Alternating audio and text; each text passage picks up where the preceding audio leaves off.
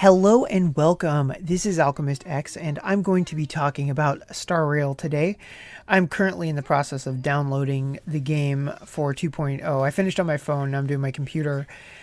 So in this video, I'm not talking about anything 2.0 related. I just want to talk about the journey from 1.0 until now and how that's been. I got a couple of things I want to talk about. I'll try to limit each section to about 5 minutes with 3 sections total. First, kind of likes, dislikes, concerns, just kind of overall, spoiler alert, I really enjoy the game. It's not perfect, but I enjoy it. And then after that, I want to talk about each of the patches and the units that have come out, kind of what I've learned from that, and looking at if you're considering starting the game, kind of things about pull value, that kind of thing. And then in the final 5 minutes of the video, I just want to talk about my account in general, how that's been for me, how luck has shaped it. Very, very not Tagatame in terms of gacha luck. It's definitely had a pretty noticeable impact on my account. So what do I like about the game? I really enjoy the systems that they use. A lot of them are imported straight from Genshin, which is helpful for me because I was already familiar with them. Overall, it's pretty intensive in terms of the amount of resources it takes to build a character, but I kind of enjoy that same way as it is in Tagatame. It's a commitment, but it feels good when it pays off. And then the combat, it's so simple, but I love it. I think it goes to show that if something is well done, it can be really simple as long as it's focused and it accomplishes what it needs to. The way that I look at it, it's about refinement, because ultimately it's the same thing over and over again, right? You have your units, they always go in the same order. The really speedy ones eventually might lap the slower ones, but overall you got your turn order. You got the things that they're going to do. Ideally, those things are going to synergize with each other. And you're basically doing the same battle over and over again in terms of what you're doing. Now, you might have to adapt to situations in terms of mechanics in a map, but overall, it's the same thing over and over again. Yet, somehow it just manages to be fun because you're working on making sure that you're winning decisively, and then you have to adapt to new things sometimes. And I really, really enjoy that. I think there's a lot of interesting roles to do. I like that you're not forced into a particular corner when it comes to your approach. There's a few things that you need. The first thing that you need is definitely stats, right? Because even if you have a really solid understanding of the game, if you don't meet the minimum stats, you will die because you'll get one shot before you get to act. And if that happens, tactics do not matter. But even if you have the stats that you need, you do still need to know what to do sometimes, because sometimes certain fights will require you to do very specific things, like make sure you break this enemy's toughness before they do something really, really harmful. You need to have roles in terms of you need to have damage, and you need to have some kind of defensive ability, and then ideally you have something to help you do better damage, unless you're doing something like dual DPS wise, but usually there's going to be a balance there of which roles are going to be, especially when you're also thinking about skill points. So I enjoy all of those aspects of management. So I think if you liked those things in Tagatame, you could definitely like them in Star Rail too. So what do I not like as much? There's nothing that I really, really don't like, but in terms of presentation in the story, especially, it's inevitable, but comparing it to Genshin, it feels less consistent to me. I definitely enjoy it sometimes. Sometimes the game's really funny. I enjoy the game's sense of humor, but in terms of tone and story and really feeling like this universe is a cohesive universe rather than just a bunch of very segmented things. Take going from the space station to Belobog to the Lafu and then now to Penacony, and then little in between things like the Argenti event. I definitely think you could make it just a multiverse game where you're just hopping into a completely different universe and it would feel kind of the same. I have difficulty really deep diving into it in the same way that I do with Genshin. I'm very, very into the Genshin lore. There's a lot of questions I have. I'm especially invested in the dragon sovereigns and the rules of the world in a way that's kind of comparable to Elden Ring. Star Rail, I don't really have equivalent for that. I love the High Cloud Quintet. I really like the Masked Fools, and I really like the Stellaron Hunters, and I care about them as individual factions and seeing what they do next. But in terms of the story as a whole, I don't know. But there's room to change that. I didn't really start loving Genshin's story until like 3.0 storyline, so there's definitely room for improvement. Okay, so that first part is done. Now I'm going to move on to patch by patch looking at units. So I'm going to start with the main point, which is that your choice of support units is much more important than your choice of damage dealer. I mean, you have to have damage dealers, but which ones you choose, it's really up to you, because the gaps between them, while they exist, they're not that big of a deal. But having the right support units to help you either survive or to do more damage is way, way more important. So when I look at what units I'd consider the most high priority to try and get, that's going to be like Fu Xuan, Silver Wolf, Ranmei. You can throw Locha in there too. As far as 4-star units go, definitely Tingyun. Tingyun is just a ton. When it comes to the selector, if you haven't gotten there yet for the normal pool units, Bronya definitely first choice. If you don't have Bronya, she's 100% worth the selector. But going back, let's start with 1.0. Zila is a good example of a unit who is good on release and still continues to be good. She's just a perfect storm of ability to do damage, the right element, and if you like to do mono quantum, she's perfect for that. Jingyuan, kind of the opposite, not so great on release, but since then, lots and lots of options have come out, and it really shows how the different synergies have grown over time, and different aspects of the game are starting to be explored. Ranmei especially will make Jingyuan extra scary. Now 1.1 was all about the supports. We got Locha, who was your first limited healer character and a much needed upgrade to the game at the time.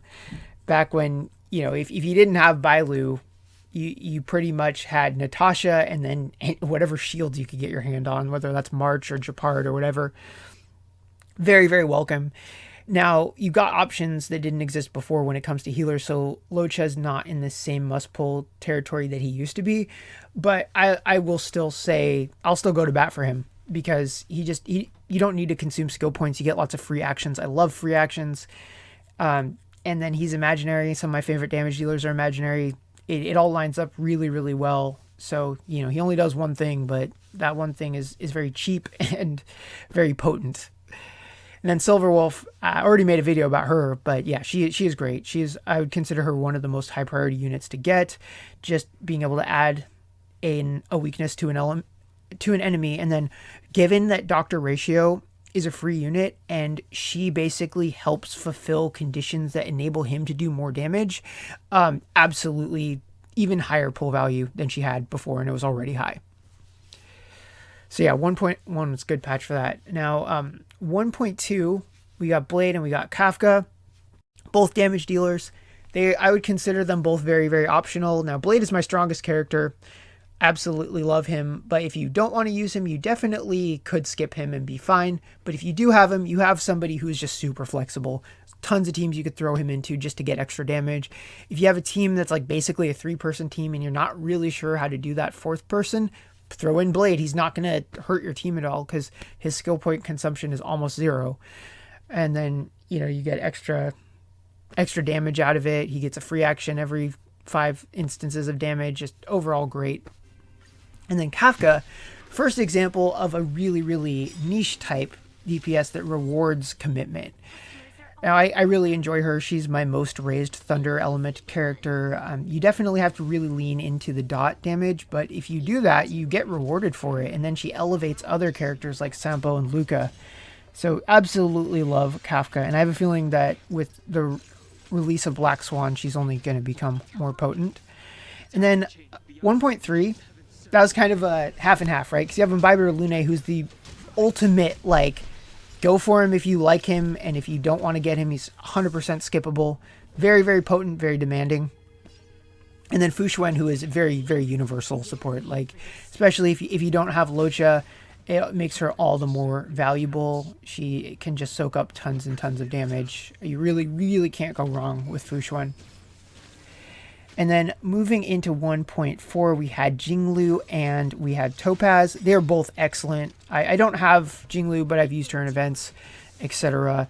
and she's very, very great. If you use Jinglu as your main DPS, it makes Ranmei even more valuable than she already was, which is pretty bananas.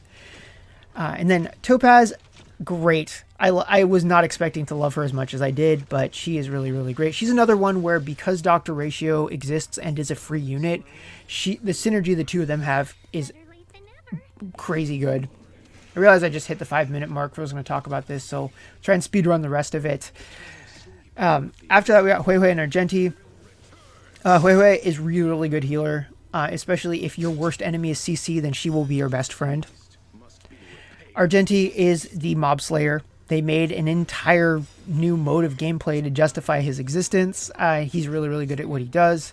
I'm really, really looking forward to getting good artifacts on him. And then finally we get to Ranmei. She's not my favorite support, but I think she is ultimately the best, most universal. She just does so many things at the same time. Definitely a unit worth acquiring. If you missed her, keep an eye out for a rerun. And then, of course, Dr. Ratio. They gave him away for free, and he's amazing, and I love him. Okay, so that was really 6 minutes, but let's move on to talking about my personal journey in Star Rail.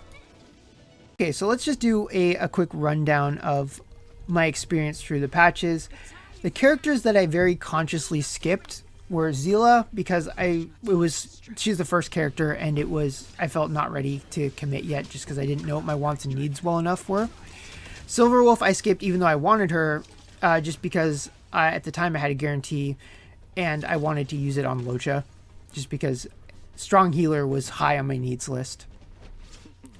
Another character I skipped was Jinglu. That's just because I was very drained by the time her banner came out.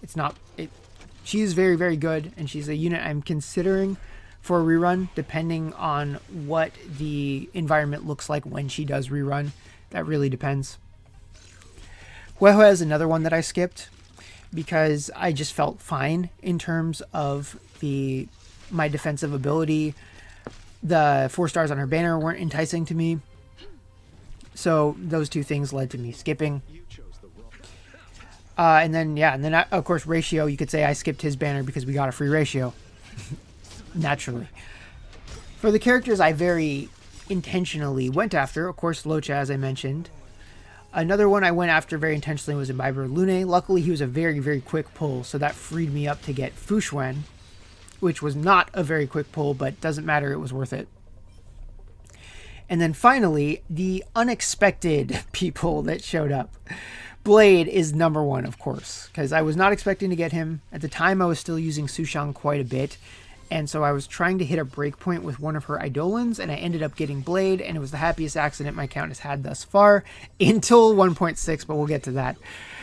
And so yeah, I got him. I just loved every minute of it ever since, even if getting a good Longinus Disciple set did take months. That's okay, though. And then, to follow up with that, I got Kafka almost immediately after, as soon as her banner dropped, and that freed me up from the hardest decision I would have had to make, which was choosing between her and Imbiber Lune. Imbiber Lune is a character I really, really wanted, but she was immediately before, so I was freed from that choice by complete blind luck, and I'm very, very grateful for that.